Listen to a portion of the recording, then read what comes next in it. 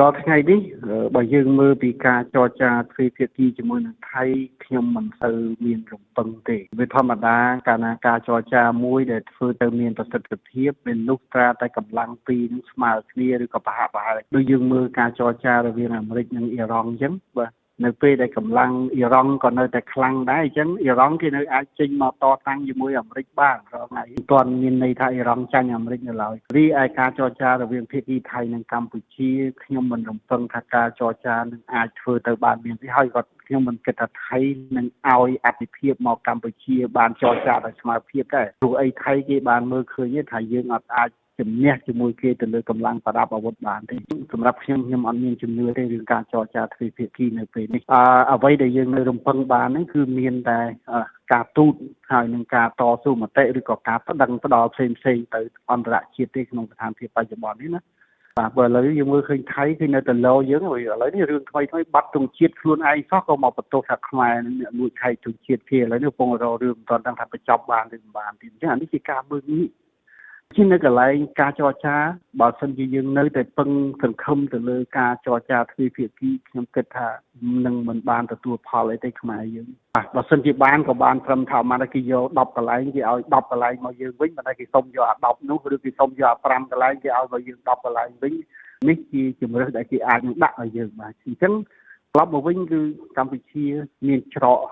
តែមួយទេគឺច្រកការធ្វើការជាមួយសហគមន៍អន្តរជាតិហើយក្នុងនោះគឺកិច្ចព្រមព្រៀងទីក្រុងប៉ារីសវានៅតែជាឧបករណ៍សំខាន់មួយដែរដែលកម្ពុជាត្រូវតែវិលត្រឡប់ទៅរកកន្លែងនោះវិញបើមិនជាយើងចង់ហើយហេតុអីបានជារដ្ឋាភិបាលកម្ពុជាគាត់នៅមានការស្ទាក់ស្ទើរនៅក្នុងការនិយាយរឿងហ្នឹងដោយសារតែពីមុនមកយើងឃើញថាយើងបានបង្ងើយកតោយជាមួយនឹងកិច្ចព្រមព្រៀងនេះរួចទៅហើយដោយរួមទាំងលុបចោលនៅថ្ងៃទីវាខួប$23ទៀតបាទនេះជារឿងមួយដែលខ្ញុំមើលទៅគឺសម្រាប់ការយល់ឃើញរបស់ខ្ញុំណាតែធ្វើឲ្យកម្ពុជានឹងមានភាពរដ្ឋាភិបាលសំទោសមិនកម្ពុជាទេរដ្ឋាភិបាលកម្ពុជាមានភាពស្ទាក់ស្ទើរក្នុងការយកពាក្យនឹងមកប្រើឡើងវិញបាទហើយក្នុងនោះក៏វាអាចនឹងមានបញ្ហាខ្លះទាក់ទងនឹងទំនាស់នៃនយោបាយផងដែរព្រោះយើងឃើញថាអ្នកប្រឆាំងនៅក្រៅគឺយកពាក្យ$23យកមកនិយាយរបស់គណៈរដ្ឋាភិបាលកម្ពុជានឹងសម្រេចថាយកលឿនពេកក៏វាអាចនឹងធ្វើឲ្យបាក់មុខបាក់មាត់ដែរនេះជាការយល់ឃើញរបស់ខ្ញុំណាបាទតែដូចខ្ញុំបាននិយាយក្នុង Facebook រឿងសំខាន់នៅពេលនេះមិនមែនជារឿងមុខមាត់ឬមិនមុខមាត់ទេតែសំខាន់គឺត្រូវយើងយល់អំពីថាតើគ្រោះនឹងវានៅត្រង់ណានេះជារឿងសំខាន់ដែលគូភាគីនយោបាយរបស់ខ្មែរយើងត្រូវតែគិតទេណាឧទាហរណ៍ដូចជាខាងគណៈបកនៅខាងគ្រប់សង្គមជាតិដែលដាក់ឈ្មោះថា$23ក៏ប៉ុន្តែក៏យើងត្រូវដឹងដែរថានៅក្នុងកិច្ចព្រមព្រៀងទីក្រុងប៉ារីសនេះវា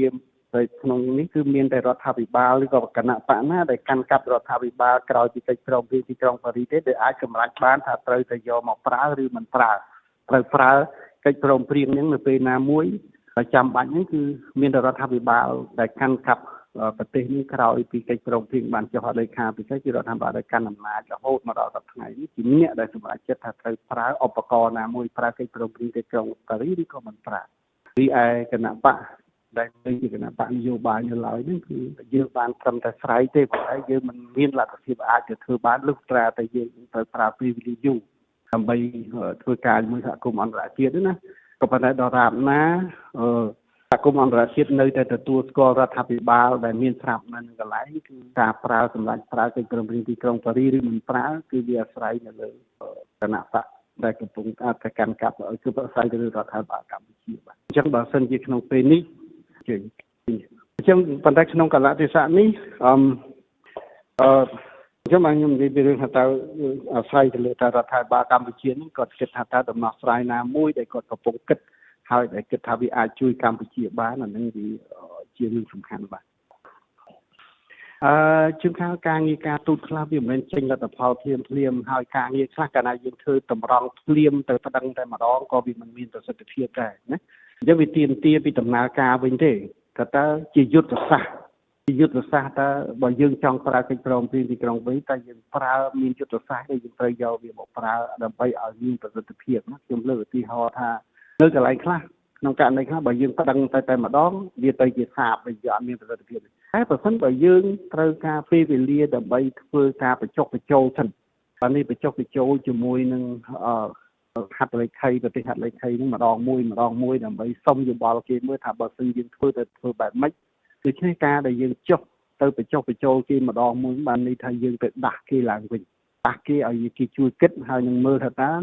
ព្រមព្រៀងទីក្រុងប៉ារីសនេះនៅក្នុងខ្សែភ្នែកនៃប្រទេសនីមួយៗបើយើងចង់ធ្វើការរឿងតើយើងតាក់ទងជាមួយអ្នកណាដោយដូចខ្ញុំបានសរសេរនៅក្នុង page របស់ខ្ញុំហើយថា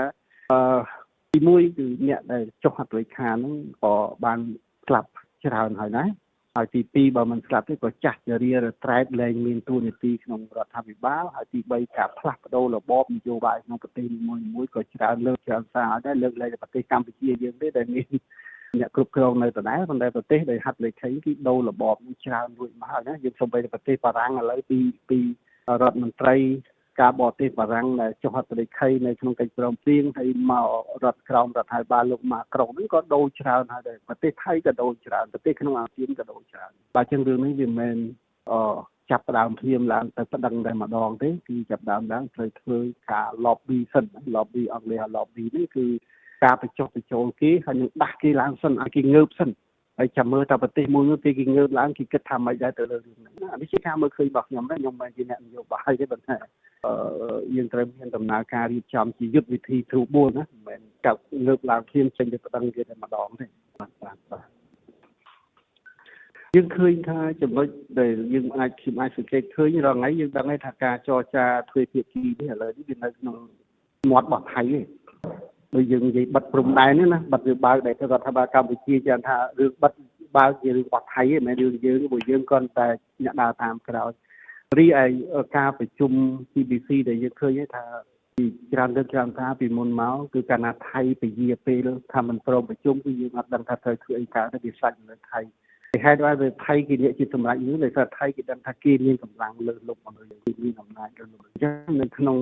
ជាផ្លូវការនៅក្នុងកិច្ចចរចាណាមួយក៏ដោយបើកម្លាំងពីរនឹងមិនស្មើគ្នាទេគឺកុំព្យាយាមចាប់បញ្ជូនចាប់ព្យួរឲ្យមកចរចាបើកាលណាចរចាអ្នកខ្លាំងត្រូវតែមានអំណាចមានអធិបុលមកលើអ្នកខ្សោយបាទអញ្ចឹងខ្ញុំសម្រាប់ខ្ញុំវិញបើខ្ញុំមិនរំពឹងថាការប្រជុំរួមរវាងទ្វេភាគីនឹងអាចចាប់ផ្ដើមនៅពេលនេះទេនៅពេលដែលថៃគេនៅតែមើលងាយយើងនោះបាទ